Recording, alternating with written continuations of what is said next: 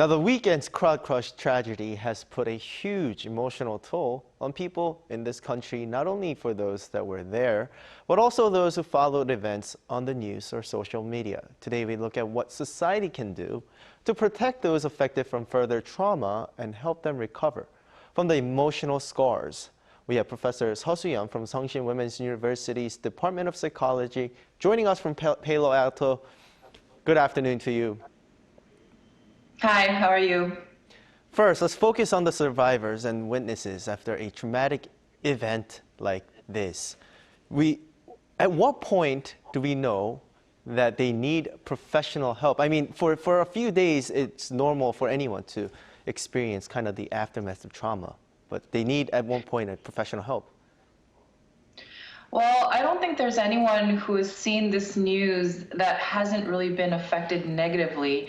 However, if you feel that you're experiencing nightmares or flashbacks, or you feel you find yourself becoming more sad and isolated, feeling difficulty, feeling joy, or blaming yourself or others because of the event, having difficulty sleeping, or feeling more irritable than normal. And if these symptoms are getting in the way of your daily life, you should definitely think about seeking professional help. Now, even if you're unsure, you should definitely go talk to a professional, and they should be able to assess whether you need further help. And if these symptoms don't go away or persist for over a month, you should definitely go and seek professional help as well. So the country needs to give people enough time to recover from the trauma they're dealing with.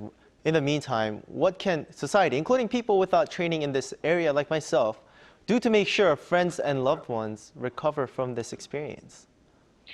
Well, it's a very sad time for everyone, and it's very easy at a time like this to point the finger at victims and blame them for what happened. In psychology, there's a phenomenon called the just world hypothesis, which means that most people have this worldview that bad things happen to those who deserve it. And this is really stemming from fear that you're afraid that something bad might happen to you too. So we have to acknowledge that we're all afraid, and it's a very important time for the community to really come together and heal together. Pointing fingers and victim blaming is very unproductive at this time. And there's a lot of positive stories that have emerged where Good Samaritan strangers have helped those in need. And I hope everyone can really come together as a community and reach out both emotionally and physically to those who need it at this difficult time. Right, and it's an effort that we need to make as a community, definitely. But the footage from the scene spread quickly online, and even those who only watched the event from their devices far removed from the actual location have been affected. What do you recommend for those emotionally distressed from being exposed to these videos?